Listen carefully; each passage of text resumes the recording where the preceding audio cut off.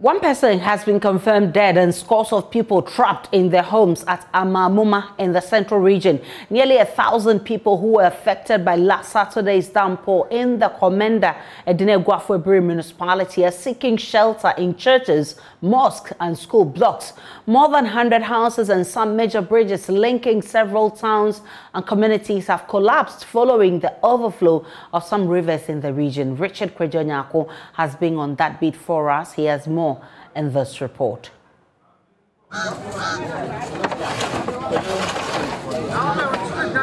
It's been 3 days of frustration, dejection and helplessness for some people living in the central region. Many communities have been cut off as a result of either a collapsed bridge or a road leading to their community has caved in. Already, the body of one prison officer with the Ankafo prisons has been washed out of the marauding floods. He went missing on Saturday after the prison barracks were overtaken by floods. Experts say the devastation is as a result of the overflow of some rivers and water bodies in some parts of the region. Nearly 1,000 houses have been flattened here at Simeon, a community in the Komenda Edine-Guafuebiri municipality. 12 na nsuno ba nti nsuno ba na before ye ba ha no na chese okobo 1 had no what ni yi yansa na. The floods rushed on us around 1 a.m. The level of water was such that we could not cross to the communities we come from. It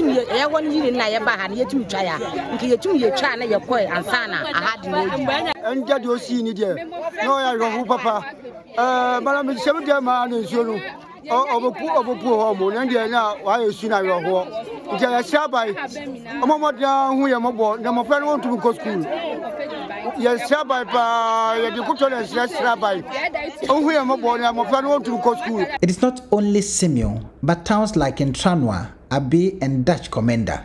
These places are worse off. Some canoes have been procured and have been at work helping to salvage the little that's left.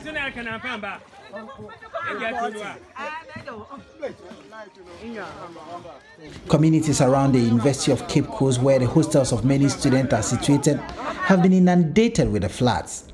Here's an account of one of the students. In an attempt to try and work out,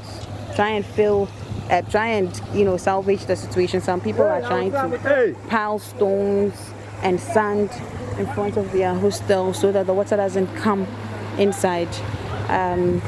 One person just passed with a bucket of sand on his head. Major bridges linking communities have collapsed, separating the communities.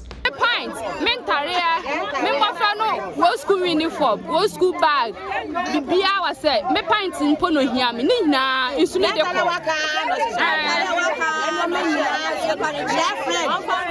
On Saturday, parts of the road linking the Cape Coast Jokwa-Twifo Praso Road caved in, rendering the road inaccessible. But work began in earnest to fix it.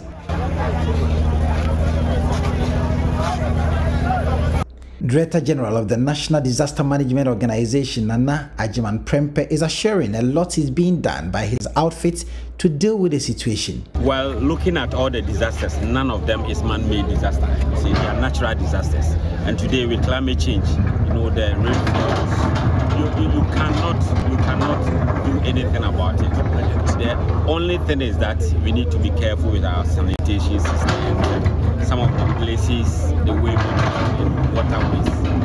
Let me take this opportunity to appeal to Ghanaians that we're going to experience more rains, so we must all be careful. We must be on guard what is coming to happen to us. It's all over the world, Currently in West Africa, it is raining heavily.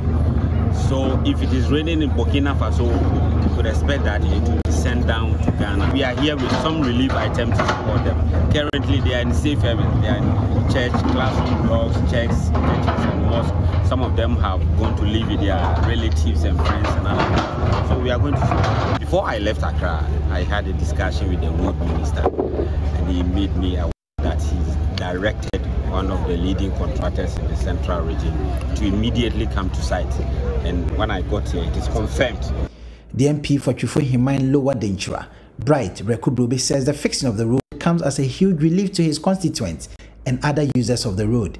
He expects that the road would be open to traffic on Monday morning, considering the level of work that is going on. The road itself that has been washed away, and therefore, as you can see, boulders have been brought in. About 9 trucks this morning and last night. They've been brought in and they are working so quick. I'm pretty sure even by close of day, they can open this up to traffic from the way they are running. I will appeal to residents to be calm. Some of these things happen to us in life, and thank God most of them have found places with relatives and so on. NADMO has also been here, as you have seen, with some relief items which we are going to donate to this person. So it's generally a bad news, not for us alone. If you look at the economy of Emmanuel Dejra to Ghana in general, all our food basket in the central region mostly are coming from this area. Tourism is cut off. What I'm praying is that we wouldn't get emergency very soon. Otherwise, the road that we've been asked to reroute is quite a distance. The regional minister, Justina Marigodasan, led a team to tour the affected areas. She says she will ensure that all loose ends are fixed. It was so pathetic, honestly. A lot of people have been displaced and we needed to rush in quickly. And thankfully we called on NADMO National, and they came in with the swiftness of what they alleged could grant to the region. And at 12 midnight, trucks of goods had arrived and we are moving to the place to give relief items to the affected people. So we want to thank them very much. The flood has started receding in some areas, but water levels appear to be rising in other areas as well. On the Cape Coast Elmina Highway, precisely the Itre Bridge, where many rivers enter the sea, the water boils vigorously as it meanders its way into the sea. Reporting for JoyNews, Richard Kwejo, Cape Coast. Richard Kwejo also captured this during the night on Sunday at Kwapro.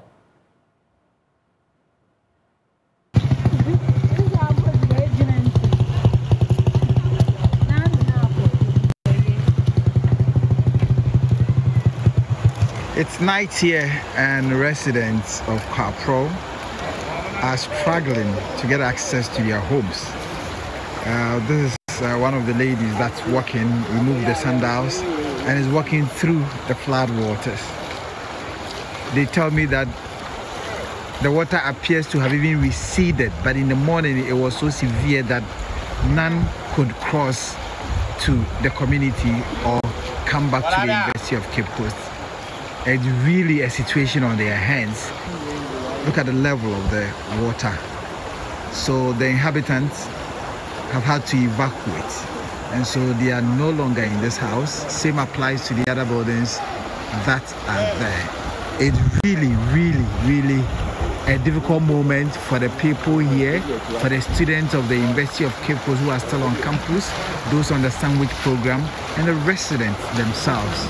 It's really a terrible moment for them. This football field has been overtaken by the floods, and many are carrying their belongings. Meanwhile, construction has begun on the section of the road which has been washed off by the floods. The Roads and Highways Minister is also expected to visit that part of the road which has been cut off. My colleague Richard Kwejo joins us live with more on that. Richard, what's the status of the ongoing construction? Well, so the construction, we are told, is completed, and this very morning it was open to traffic, so you could see some of the vehicles that now can access the road now. So now the road is accessible. It had to take 2 days, working day and night. They filled the part that caved in with rocks. They called the contractor who was working at Dunkwa. I'm told the road minister did that, and so they came in earnest to fix that particular section of the road. So it was the MP for the area, Bright Rekubrobe, who first used this road when it was completed. We've been speaking with some of the residents and some people, commuters who have also been using the road after it's been open to traffic. Now, tell us about the alternative route for commuters flying that route. Well, so before this road was fixed, the alternative route was that if you want to go to Chifo Praso from Cape Coast, then you need to use the Yamransa Asim Fosu road, and then you go through to Chifo Praso. So it was such a long distance, or you pass through the western region and then you get to another part of the state.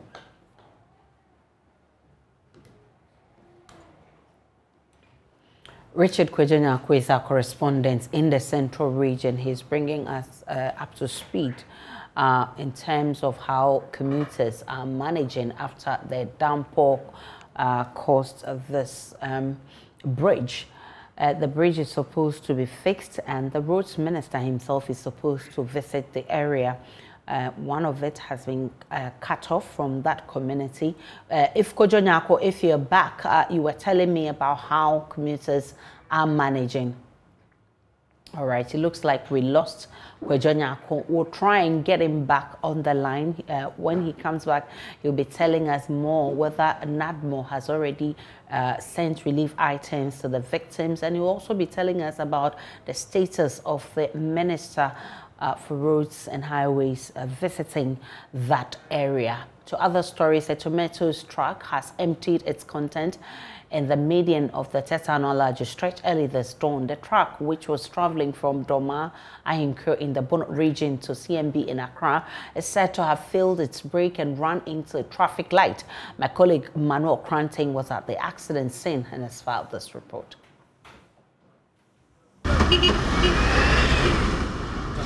So it's currently a desperate effort to salvage what can be saved from this rubble of the Kia Rhino truck, which overturned right here on the stretch leading to the Kwame Nkrumah interchange.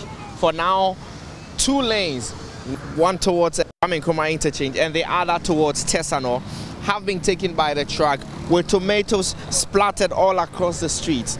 For now, it's a rush for what can be saved, as you're seeing the young men now trying to cut what they're able to collect from this rubble into another truck, which we're told will be heading towards the depot of the owner somewhere at the Agboglushi market.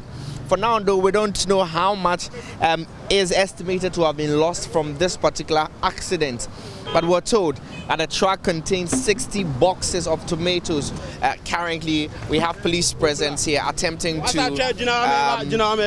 direct the traffic and make sure that it doesn't compound the situation all the way towards Achimota.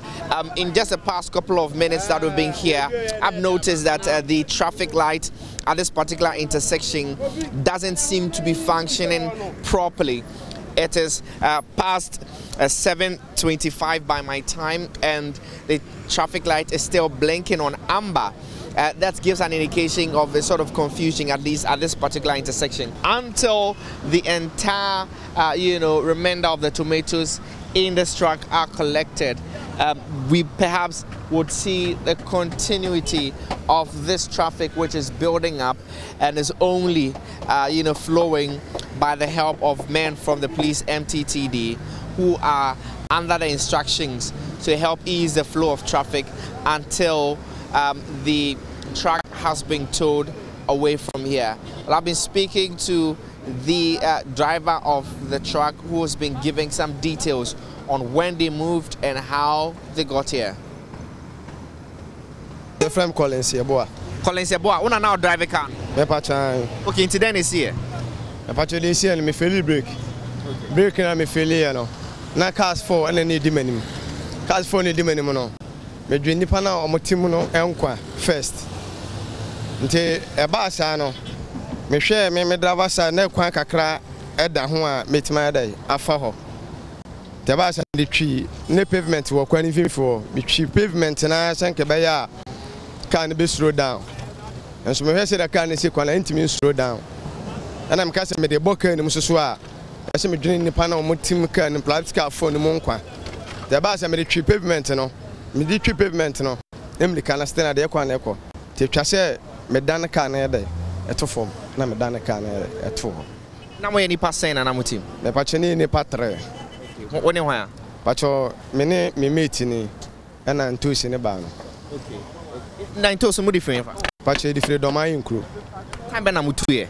Me pacho you to the man around be 8:30 ni tu ho.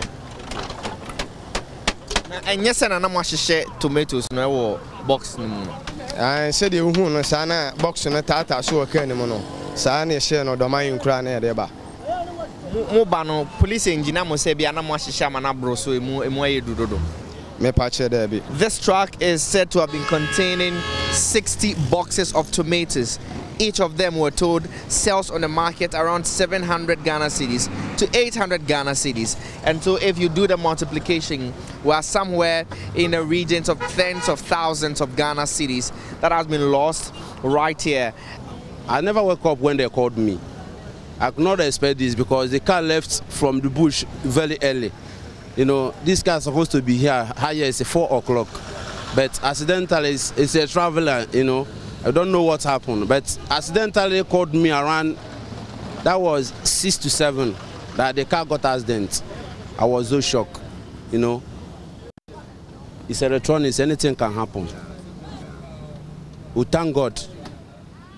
It's only the goose, but no one died. You understand me? That one, glory be to God. Yeah, we are trying to sort it out from good one and bad one and know how much we can gain because it's a lot of money. Because we're told that there were 60 boxes. Yeah, 60 boxes. Now in the market, one is 700 cedis times 60. Now we get only 10, and for that is 14 out of 60. Richard Kwejenyako has joined us back on the phone from the central region. Richard, you were telling me more about the alternative route for commuters plying that route that has been cut off. Well, so this particular route has now been fixed, but hitherto they had to, if they are from Cape Coast and they want to go to Chufupa, so through to Dunkanofin, then they had to use the Yamransa Asinfotu stretch and then get to Chufupa, so which is a very long, winding route. Alternatively, they could have also used another route from the western region through to Chufupa, and then they will get to their destination. But now that it's been fixed, then the tourists can now all have access to the Kakom National Park now. But that is not the only particular stretch that experienced some collapse. There are some communities that are completely cut off. They do not know what exactly to do because for their roads, they have not been fixed. The bridges have not been fixed. And that is why I guess the highway minister, the roads and highway minister will be in the region shortly to assess the extent of the damage that has been caused and then offer solution. And so that's about the access route to many of the communities. Now, do you have any idea about the state of relief items to victims by NADMO officials?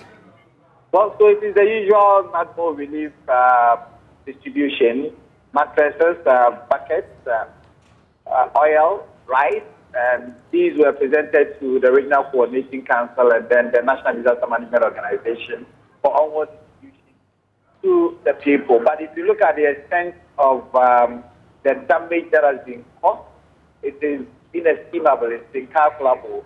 So I doubt these relief items to just do anything, but it's just a temporary thing to help them, those who can't find food to eat. It will help them, those who are being accommodated in churches and in schools, they could also sleep on the mattresses as well. But there is a huge job. People can't even start counting their loss because this morning we started with some sunshine and then it's raining again. So it is the situation that many fear. They do not know the cause, the real cause of this flood. It isn't that it's been raining incessantly in the region for the past 3 days. So if it has been raining, then it's not been raining in the KEA and the Cape Coast area, but it's been raining at the northern part of the region where the flood waters are currently rushing through, using their way through to the sea. So if you look at the Elmina bridge, it is called the Itre Bridge on the Cape Coast Elmina stretch, you see how the volumes of water are struggling to get access to the sea. So that is the situation here. It started raining, and that is what people are afraid against, that it should not rain anymore, because if it rains, disaster. Students cannot go to school. They cannot even salvage their items. A lot of them are trapped. A lot of them are trapped in their home as well. Quezo, we're told that the roads minister will be visiting that area and to that road that has been cut off. Has that happened? He's yet to touch down here, but nonetheless, the road has been open to traffic.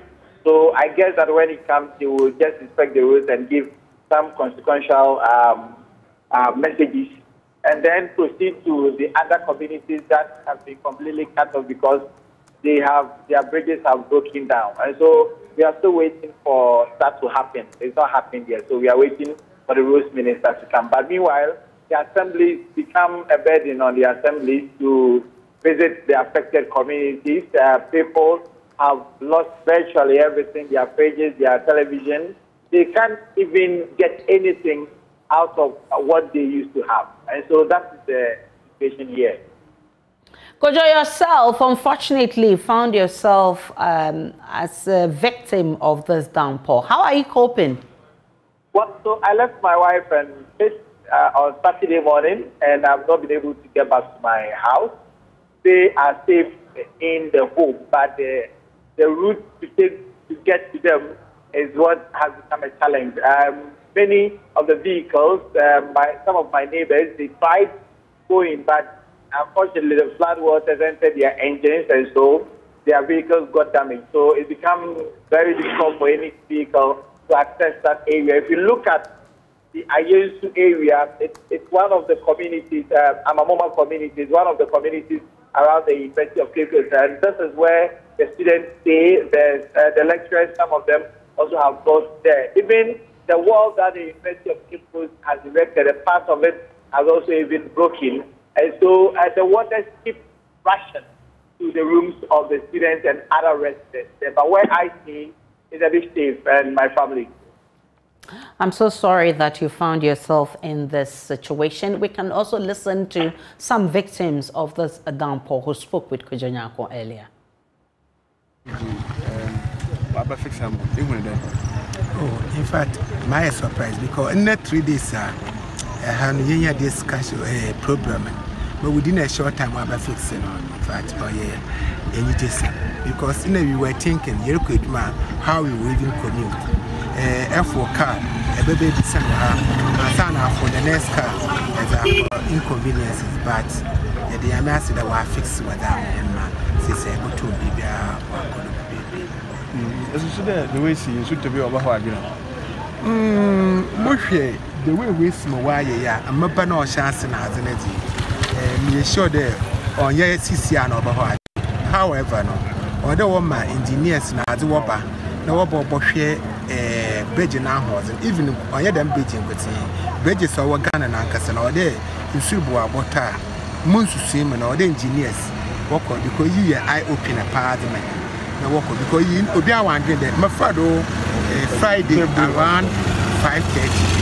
There went my father only in the morning.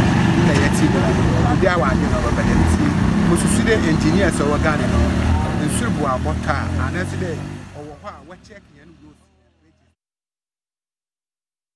We had the victim of that flood, and he was actually calling on government to allow engineers come do a structural test of that bridge and ensure that it's not outlived its strength, and that if there need be, the engineers demolish and put it up again. Let's go on to other stories. What can drivers involved in road crashes be suffering from, and how did that lead to their deaths? A study by the Kwame Nkrumah University of Science and Technology has found cardiovascular diseases such as hypertension to be the major conditions among drivers who die through road crashes. Love FM's Quezo Deborah looks at how these conditions leave a driver vulnerable to road crashes and how it can be prevented.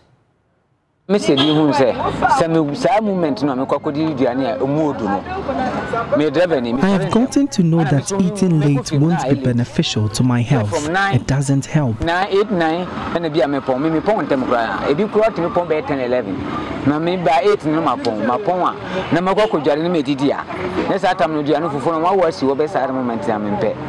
Unlike 60-year-old Matthew Atta, Kadr Isaka hasn't been successful controlling his nightly cravings, a lifestyle which seemed to have upped his blood pressure.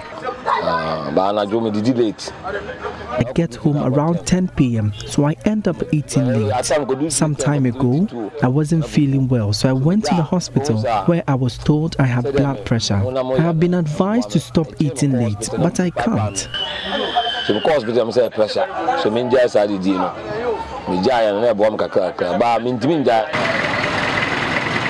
Commercial drivers, like any other driver, are exposed equally to risk factors associated with the driving occupation.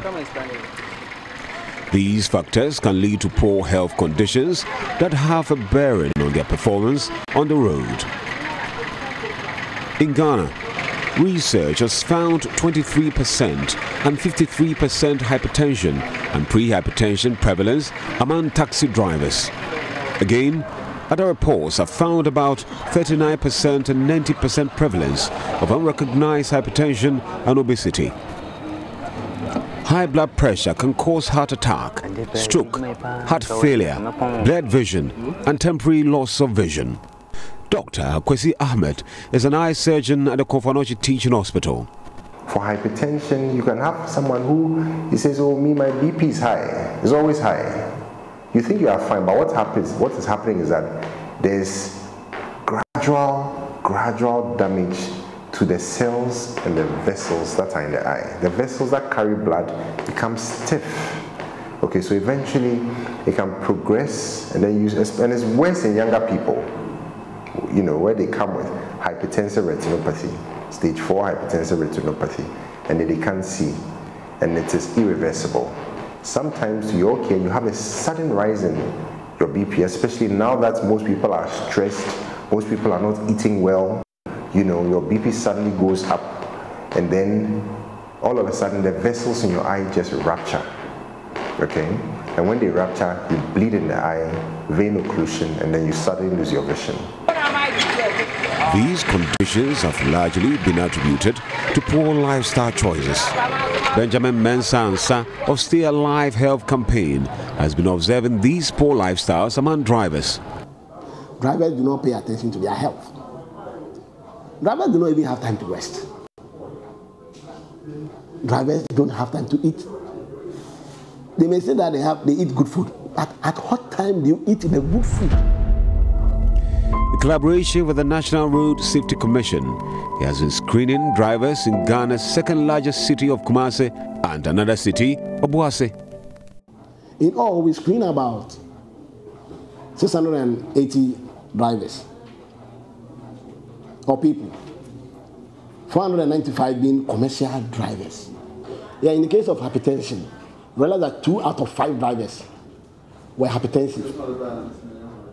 And then, again, 1 out of 10 drivers were pre-hypertensive.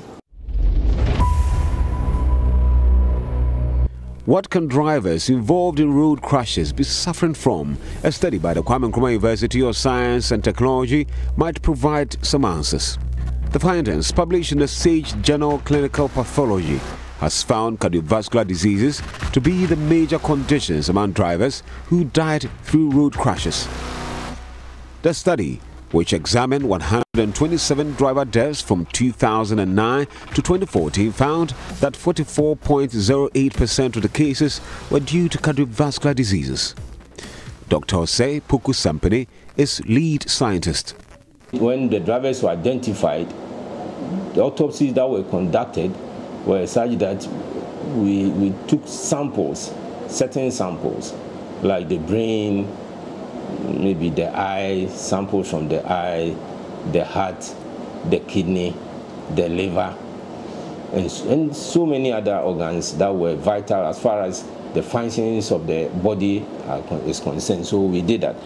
And so when that was done, what happened was that realized that a lot of them, in fact, a lot of them had what we call systemic diseases, such as cardiovascular diseases, hypertension, cerebral. In fact, for instance, if somebody also is cardiovascular, you are looking at dilated cardiomyopathy. You are looking at so many mitral valve stenosis. You are looking at congestive heart diseases. You are looking at myocardial infarction, especially. The person is hypertensive. Probably he's on his drug. He's probably on drugs, but he's not taking it. Or some of them are also not on drugs at all. They don't even know that they are hypertensive, yet driving. Do you understand? So when they get episode like stroke while driving, the person cannot be in a position to remove the leg from the pedal, because depending on where the lesion is. If the lesion is on the right side, so the left side, these are the right side of the limb, which actually controls speeding.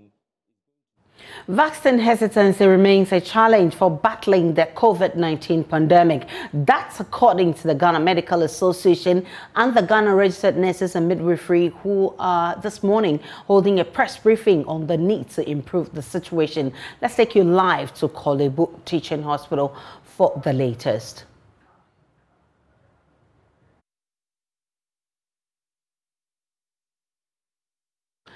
We'll try and get you back to the Quezo Teaching Hospital and get a live. All right, so I'm told that the live feed is ready. We can go to Quezo to witness the press conference on COVID-19 vaccination. All right. Whew. I think, please, you want to speak to? Please go ahead.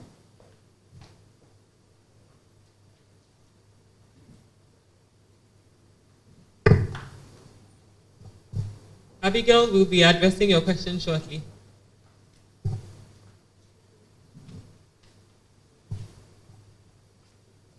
Thank you very much. I think Dr. Da Costa is trying to retrieve some information about the number of health workers in Ghana, so we'll get that.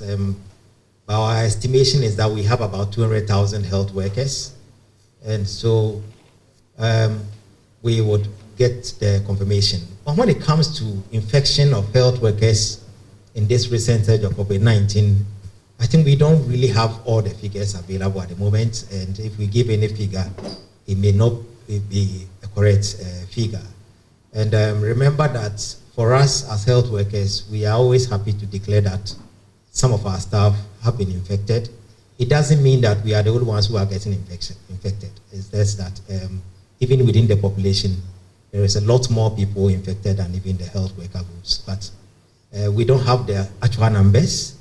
Hopefully we'll put the numbers together. We've done that in the past. Now that we are having surge in the number of cases, you will find both the JRNMA and the Ghana Medical Association putting these numbers together and then telling people how many of our people have been infected. It is to our own advantage. I am sure you are aware that we would always push for frontline health workers some form of allowance, isn't it? So we like the figures. We even like it more than the person asking, because it is good for us when we use those figures to justify why our work is a risky one and that somebody has to look at us. And indeed, it is a risky job, but we don't have the numbers. So, Dr. Da Costa, if you have the figure of about the total number of health workers, will be fine. The 40% that we talked about is actually not sacrosanct. This is a rough estimation of the number of health workers who have actually been vaccinated. That we would, through these projects, probably we will come out with the actual numbers and the figures, but it is quite substantial. And I can say that it's higher than what exists within the general population. Thank you. Thank you, Dr. Da Costa says I should take that one. So having done some checks, what we've identified is that when you take all health workers on the Controller and Accountant General's payroll, covering the public sector, we are about 180,000. That excludes private sector. And yet, you know, in the private sector, we have a whole lot of health professionals as well. We don't have the figure now. But if you strike the 40% against that 180,000, then it means that we are talking about 72,000 thereabout. So this is a very important figure, and we need to work hard at it. Thank you very much.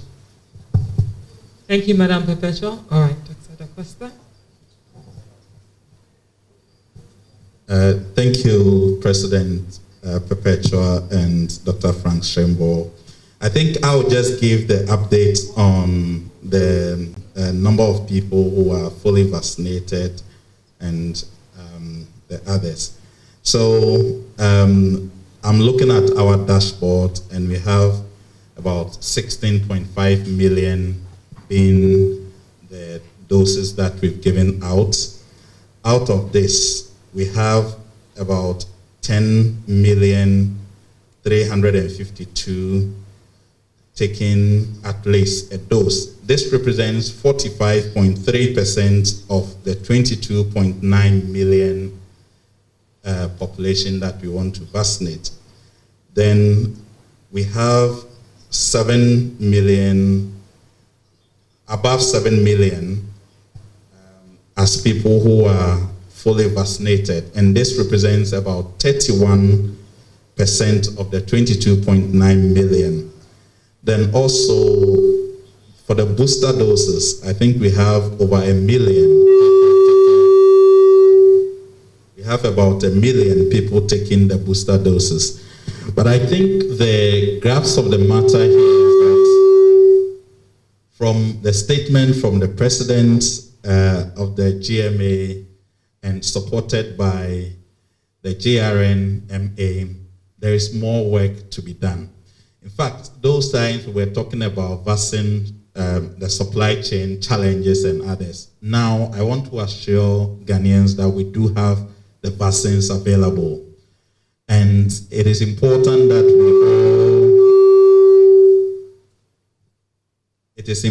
that we all get vaccinated to get our lives back. Because should we fail to do this, then it means that at some point, if the cases continue to go up, when we'll be talking about the next wave, then it could be detrimental to the progress that we have made. And this is where you saw restrictions, lockdowns, and the other things. So we are only advocating and pleading with all Ghanaians to get vaccinated.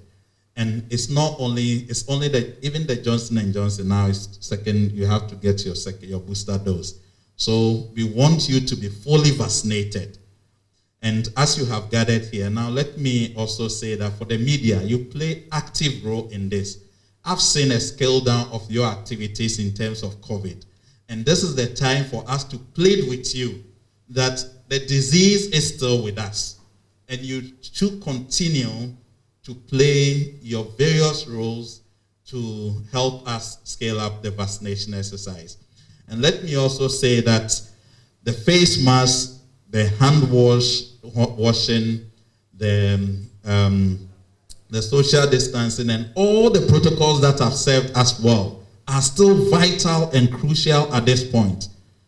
So we are relying on the media, our traditional leaders, our religious leaders, and all stakeholders to help us scale up this vaccination exercise and create demand. Thank you. Thank you. You had the press conference, and it was addressed by Dr. Aisha Da Costa of the Ghana Health Service. He's been talking about the need for vaccination and also announced that there's been a COVID-19 death for the year 2022. We'll be going there again for more on this. But to other stories, nearly 3 years ago, the Attorney General commenced the prosecution of Men's Gold CEO Nana Appiah Mensah. He's accused of defrauding thousands of customers of millions of cedis through his gold dealership firm. Not even a single witness has testified in the case, and there's been more than 20 court adjournments. In today's edition of Total Recall, we tell you the story of some customers who are bearing the brunt of the men's gold crisis. One of them got injured while protesting in demand of his 100,000 cedis investment. His injury has rendered him visually impaired as he remains in dire need of money. Joseph Akable has more.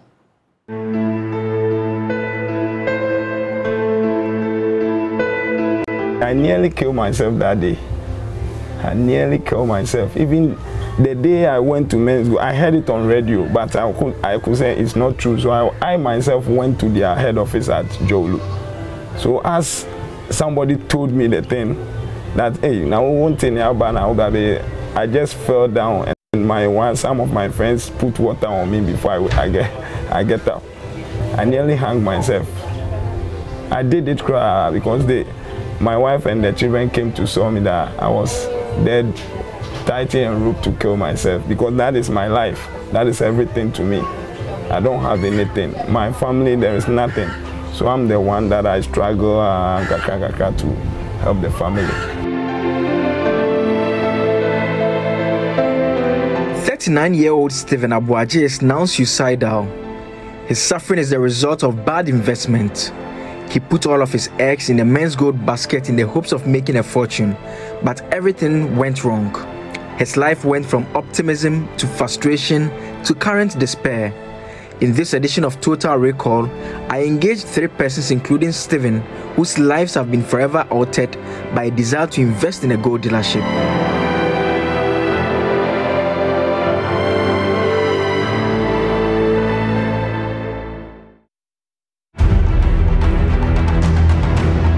Men's gold was an investment that was too good to be true. Investors were assured of 7 to 10% monthly returns of investments. So people invested with their life saving and even secured loans and invested in a men's gold business. Investors were ready and willing to defend their investment company, but they later changed into protesters desperate for their money.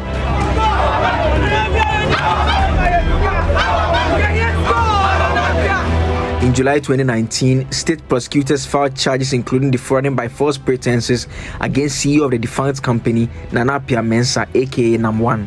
This was after he had returned from the United Arab Emirates, where he had been in custody for months. To assist us make full recovery of the amount owed men's gold by Horizon Royal Diamond in Dubai.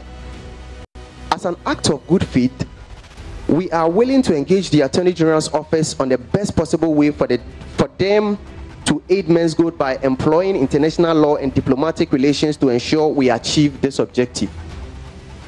2. To unfreeze our companies and my personal bank account and asset for us to utilize these as vehicles to get productive in order to meet our liabilities, or to our customers and some business associates in our bid to resolve our liabilities immediately.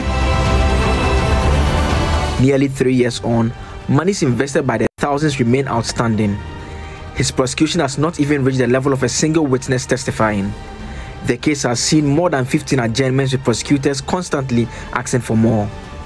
Stephen Abuaji's hope keeps deteriorating. He's one person whose life will never be the same.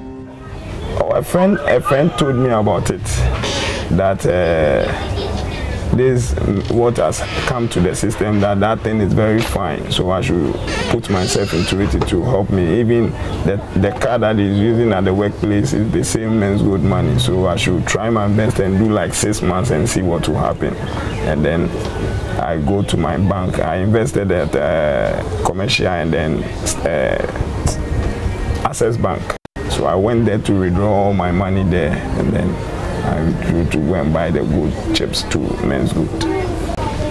I mean, were you not worried about whether this is a company that you could trust, whether it is registered? Were you not worried about all those issues?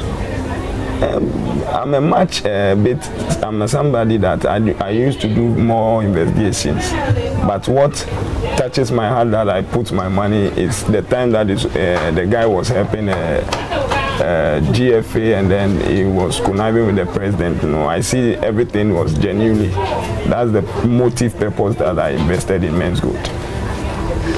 You mean when you saw photographs of him doing stuff with the GFA, the presidency? The presidency, I see everything was genuine.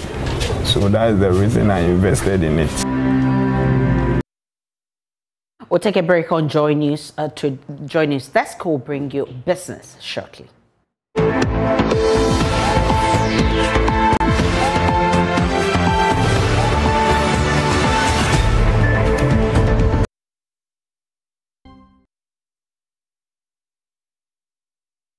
Hello, good morning. It's time to do business with me, Beverly Broom. The National Petroleum Authority has cautioned consumers of the dangers of patronizing petroleum products on tabletops. At the engagement with some journalists in the Bono region in Sunyani on petroleum pricing and quality, the regional manager, Quezo Apia, said they are collaborating with the security to clamp down on such activities which pose risk to public health and safety. Precious Semevo has more in the following report. The media engagement for journalists in the Bono region in Sunyani afforded officials from the National Petroleum Authority the opportunity to explain the petroleum pricing formula, post-deregulation and fuel quality.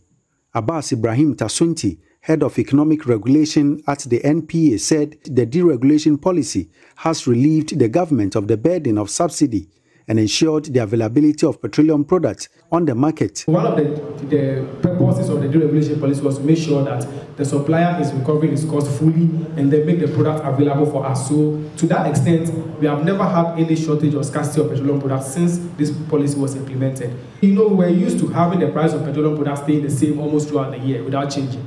It makes inflation stable, right? One of the impacts of the price regulation policy, because we keep seeing the prices rising when they are rising, we've seen that it's also affecting inflation. But the other side of the economy is like the premix fuel, which I mentioned. It is targeted at the fishermen, so that subsidy still exists. So but for petrol and diesel, which everyone uses their cars and buys, it was quite difficult to target that kind of subsidy, and that's how come the subsidy was removed. So it has relieved government of that burden of taking money it could have used for other developmental projects to pay for subsidies. Said Ubedela Kutia, the head of quality assurance, on his part explained that the quality of the petroleum products gets compromised when there is interference along the way to the consumer. Normally, you have petroleum products quality being compromised when there is a transfer. So if it stays at one place, nothing happens.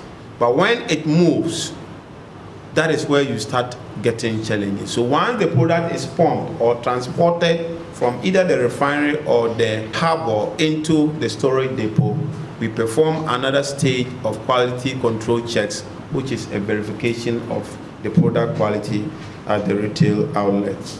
When that is done, that is, you always get the product meeting 100% because most of the transfer is through a pipeline where you have limited sources of interferences or contamination. But the same quality cannot be said about petroleum products sold on tabletops in some communities. The Bono regional manager of the NPA, Quezo Apia, said they are stepping up measures to ensure public safety and urged consumers to desist from buying from unapproved outlets. We have realized that there are a few along the Ategubu, Kwame Danso stretch. You know, these are, let's say, untarred roads with isolated fuel stations. Certainly, the authority do not condone the sale of petroleum products on tabletops. I mean, apart from the fact that it's hazardous, it also poses a great risk to public health and safety. So we are taking note of these outlets. When we are done, we are going to liaise with the district police commander, and then we will have a program to do a soup on one or two, that it will serve as a deterrent on the others. We will also do some public education for people not to also purchase fuel from these tabletops. Precious Semevo, Joy Business, Sunyani. More oil marketing firms are expected to shut down their operations in the week ahead over what they describe as industry challenges. Some operators took a hit last year due to the rise in cost of operations and regulatory requirements.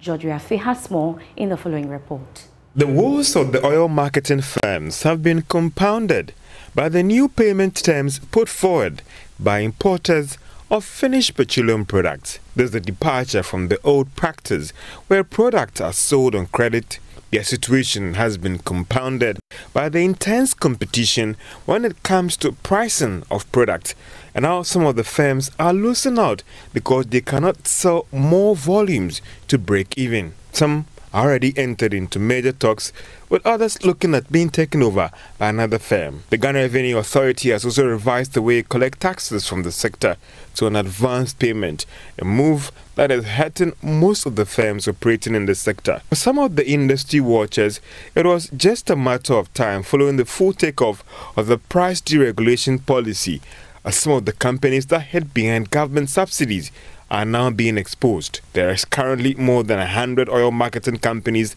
in the country. Joy Business is learning that even with some of the big players in the industry, they are currently struggling. Based on the recent adjustment in prices of petroleum products by the oil marketing companies, it is clear that most of them have still absorbed a fraction of the cost in order to stay in business, to ensure that they don't lose out on the market when it comes to marketing or selling of their products. That's all for business. Do visit myjoyonline.com for more business stories. Up next is sports.